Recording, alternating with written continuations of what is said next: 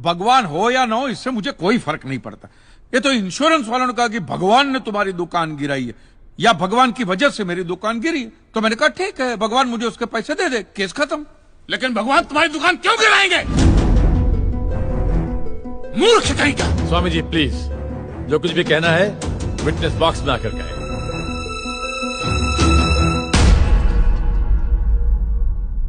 एतस्पातिकिं क्षम्यताम्, एतस्पातिकिं क्षम्यताम्। ईश्वर इसके पापों को क्षमा करे। भगवान तुम्हारी दुकान क्यों गिराएंगे? मैं भी तो वही कह रहा हूं, भगवान मेरी दुकान क्यों गिराएंगे? उनको तो बहुत और भी इंपॉर्टेंट काम होते होंगे। तो आप ये इंश्योरेंस वालों से कह के मेरे पैसे दिला दीजिए, बात खत्म हो जाती है। इंश्योरेंस कंपनी भी आपके पैसे क्यों दे? इंश्योरेंस के टर्म्स एंड कंडीशंस पर आपकी साइन है। Exhibit number 1 sir. बस तो मिलोड फिर मुझे भगवान को ही पकड़ना पड़ेगा। तो फिर बुलाइए वो राम जी, शिव जी, गणपति, जिससे भी आपकी पट्टी कीजिए। अपड़गुम्बा तांडव बिंडो करके उठाइए। मूर्ख! मोक्ष की प्राप्ति होती है तभी भगवान मिलते हैं। तेरे जैसे तुच्छ मनुष्य के लिए भगवान धरती पर नहीं आएंगे। होंगे तो आएंगे ना महाराज। अरे क्या इतना लाखों का टर्नओवर है आपको और थोड़ा ही सेटलमेंट करना, कर दीजिए। मैं तो कैश डिस्काउंट भी दूंगा। ये सच। I object my lord. भगवान की सेवा कार्य को धंधा कह रहे मिस्टर कांत जी, बिजनेस? हाँ, ये बिजनेस ही है मिलोड, बिल्कुल बिजनेस है ये।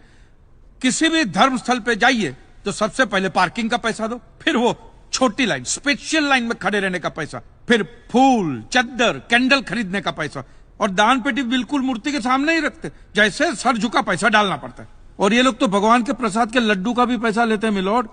जिस तरह म्यूजियम में मोम का पुतला दिखाकर पैसे लिए जाते, बस मंदिर में पत्थर का पुतला दिखाकर पैसे ले लेते। और पुजारियों की तो सैलरी भी होती है, इनकी छोटी है, उनकी बड़ी है। और आपको तो इनकम टैक्स में भी बेनिफिट है कि नहीं है? तो फिर इसमें सेवा कहां से है? और मिलोड, ये तो ऐसा धंधा है जिसमें कभी भी रिसेशन नहीं आता। नहीं, उल्टा रिसेशन में तो इन लोगों का धंधा डबल हो जाता है। हे भगवान, भाई भगवान, हो भगवान। रिलैक्स। चलो मान लीजिए कि ये लोग धंधा करते हैं, फिर भी आपको पैसा क्यों दे? इंश्योरेंस में आप प्रीमियम भरते, इसलिए आप इंश्योरेंस से पैसे मांग सकते, लेकिन मंदिर वाले आपको पैसा क्यों दे? क्योंकि मैंने इनके मंदिरों में भी प्रीमियम भरे हैं महाशय। What nonsense. ये मुझे विश्वास था आप मेरी बात का विश्वास नहीं करेंगे, इसलिए मिलोड में सारे प्रूफ साथ लेकर ही आया। ये सब रिसीट मिलोड उस प्रीमियम की है जो मैं पिछले 18 सालों से भरते आ रहा हूं, मेरी वाइफ के कहने की वजह से। ये देखिए, पहला प्रीमियम मैंने भरा था 1501 रुपये का, साउथ में बहुत बड़ा मंदिर है, उसमें मैंने पैसे भरे थे। देखिए, फिर ये देखिए, हर साल 1000 रुपए भर रहा हूं आपके गणपति के स्टॉल में। देखिए, उसे स्टॉल नहीं मंडप कहते हैं।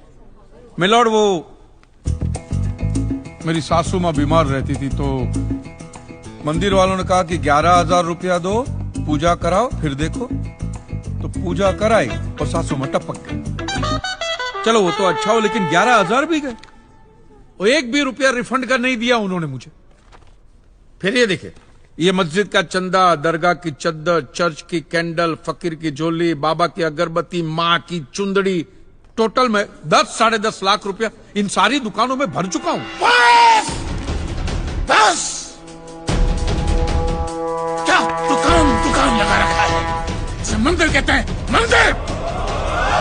और मंदिर में लोग अपने परिवार की शांति और समृद्धि के लिए अपनी इच्छा से पैसा देते हैं। तो मैंने भी मेरे परिवार की शांति और समृद्धि के लिए ही पैसे भरे थे महाराज, कोई गंदा चूसने के लिए इन्वेस्ट नहीं किए थे। लेकिन आपके भगवान ने मेरी शांति उखाड़ के फेंक दी, क्योंकि भूकंप तो मिलोड सिर्फ भगवान ही ला सकते, इंसान के बस की तो बात है ही नहीं। तो मुझे बताइए, मेरा हक नहीं बनता भगवान से पैसे वसूलने का? मिस्टर कांत जी, आपका झगड़ा भगवान से है ना, तो डायरेक्ट भगवान से पैसे मांग लीजिए ना, मंदिरों के पास क्यों मांग रहे? वकील साहब, आपके घर में बिजली या इलेक्ट्रिसिटी कौन सी कंपनी की आती है? रिलायंस की ना। तो घर में जब कभी भी बिजली का प्रॉब्लम होता है तो आप रिलायंस की ऑफिस में ही फोन करेंगे ना, सीधे अनिल अंबानी को तो नहीं बुलाएंगे ना। अनिल भाई आओ लाइट की, अनिल भाई आओ लाइट की। साइलेंस। आप कहना क्या चाहते हैं? What do mean? ये जो साधु यहाँ है, ये जो पंडित जी यहाँ है, ये क्या भगवान के ऑफिसर्स है? नहीं नहीं, ये लोग ऑफिसर्स नहीं है भाई। ऑफिसर तो पढ़े लिखे लोग होते हैं। ये लोग तो देखो देखो मुंह देखो, सेल्समैन है मिलोड, सेल्समैन।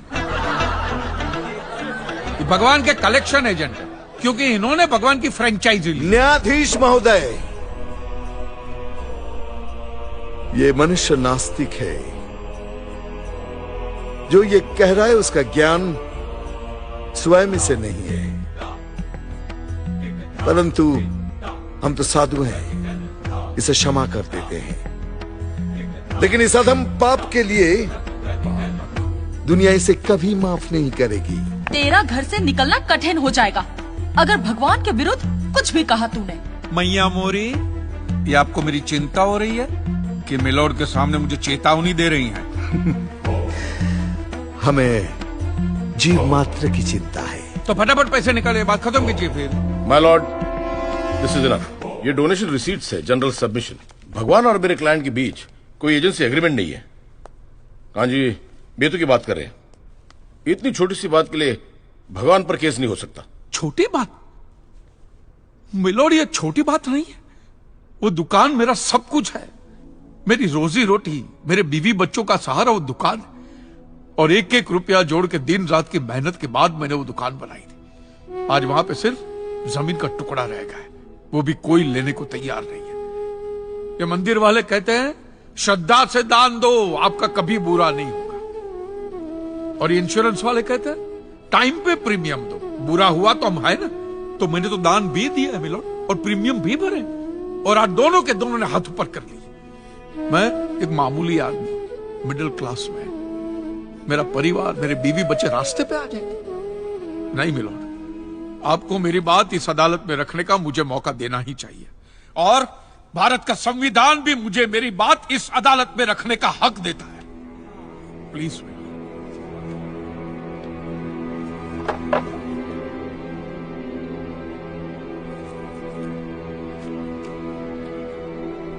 एक मिडिल क्लास बिजनेसमैन के लिए 1 करोड़ रुपए बहुत बड़ी रकम होती है, और खास तौर से सवाल जब उसके सर्वाइवल का हो। इसलिए यह अदालत कांजीलाल जी के मुकदमे को एक्सेप्ट करती है।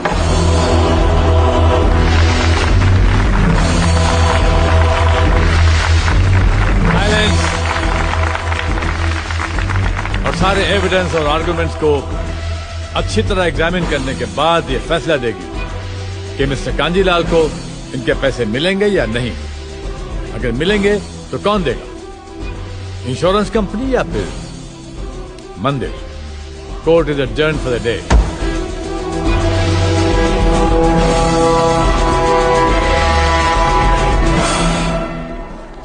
रुकिए रुकिए महाराज, अब आप लोगों को जितनी पूजा करनी हो, आरती करनी हो, जितना घंटा हिलाना हो, सब हिला लीजिए आप। आपके भगवान ने मेरे अकेले की दुकान गिराई है ना, तो अब मैंने अकेले ने उसकी सारी दुकानों